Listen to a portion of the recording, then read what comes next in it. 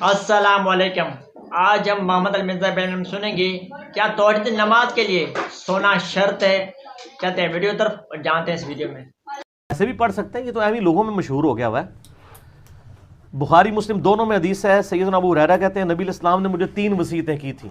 Number 1 سونے سے پہلے وتر پڑھ لینا، نمبر 2 اشراق کی نماز، اور نمبر 3 مہینے میں 3 روزے۔ تو ویسے افضل یہ ہے کہ وتر آخری پیر پڑھے جائیں، کیونکہ بخاری مسلم میں آتا ہے نبی علیہ السلام آخری پیر میں اٹھ کے وتر پڑھتے تھے۔ البتہ ترمذی میں آتا ہے کہ بعض اوقات آپ عشاء کے ساتھ پڑھ لیتے تھے، بعض اوقات آخری، یعنی دین میں آسانی ہے۔ وتر پہ میرا ڈیٹیل لیکچر ہے، مسئلہ 130، اس میں میں نے اس ایشو کو ایڈریس کیا ہے۔ تہجد یا رات کی نماز کے لیے سونا کوئی شرط نہیں ہے۔ صحیح مسلم میں 1724 حدیث ہے انٹرنیشنل نمبر کے مطابق کہ نبی صلی اللہ علیہ وآلہ وسلم وتر کے بعد 2 نفل بیٹھ کے ہمیشہ پڑھا کرتے تھے، اور یہ بیٹھ کے پڑھنا آپ کی خصوصیت ہے، کیونکہ مسلم شریف میں حدیث ہے کہ جو کھڑے ہو کے پڑھتا ہے نماز اس کو پورا ثواب ملتا ہے، بیٹھ کے آدھا۔ اور نبی علیہ السلام ایک دفعہ بیٹھ کے نفل پڑھ رہے تھے، مسلم شریف کے الفاظ ہیں، ایک صحابی آئے حضور کے ماتھے پہ ہاتھ رکھا، کہا یا رسول اللہ طبیعت ٹھیک ہے؟ کہا ٹھیک ہوں۔ کہا یا رسول اللہ آپ نے تو کہا بیٹھ کے آدھا ثواب ملتا ہے، آپ فرمایا مجھے اللہ تعالیٰ بیٹھ کے بھی پورا ہی دیتا ہے، یہ تمہارے لیے ہے، ٹھیک ہو گیا؟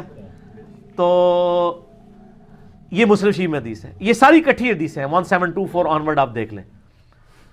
اور سنن دارمی میں اور صحیح ابن حبان میں یہ حدیث موجود ہے کہ نبی علیہ السلام نے فرمایا کہ رات کی جو بیداری ایک مشکل کام ہے، تو جب تم وتر پڑھ لو نا تو 2 نفل پڑھ لیا کرو، اس کے بعد اگر رات کو نہ بھی اٹھے تو اللہ تعالیٰ تمہیں ثواب دے دے گا۔ تو میں اس میں تہجد یعنی یہ تہجد کا افضل ثواب، ویسے تو تہجد کی نماز، وتر کی نماز، تراویح یہ ایک ہی ہے، یعنی رات کے آخری پیر میں اٹھ کے پڑھنے والا ثواب مل جائے گا۔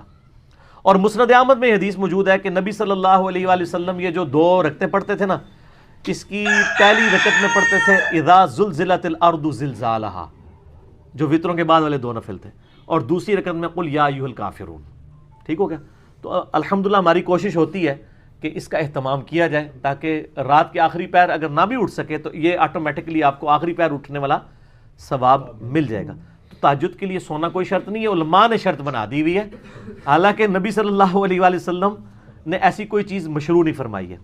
پھر اس کا انہوں نے طریقہ بھی بتایا ہوا ہے نا، وہ کہتے ہیں سونا شرط ہے، یہ فقہ حنفی میں باقاعدہ ہیلا لکھا ہوا ہے کہ آپ کوئی نہیں اٹھ سکتا تو یہ کرے کہ جب اس کو اگر سخت نیند آئی ہوئی ہے نا تو وہ وتر پڑھنے کے بعد نا تھوڑی دیر وہیں بیٹھے ہوئے نا ایسے ایک جھٹکا لے لے، تو اس کے بعد اٹھ کے نفل پڑھ لے، اس کو تہجد کا ثواب مل جائے گا۔ سر جھٹکا لیے بغیر بھی پڑھے تو ثواب ملے گا، بلکہ آپ علیہ السلام کی روٹین تھی۔ صحیح مسلم 1724 انٹرنیشنل نمبر کے مطابق، اس میں اور کئی تفاصیل ہیں، مسئلہ 130 ہے میرا نماز وتر کے اوپر 2 گھنٹے کا، وہ آپ دیکھ لیں۔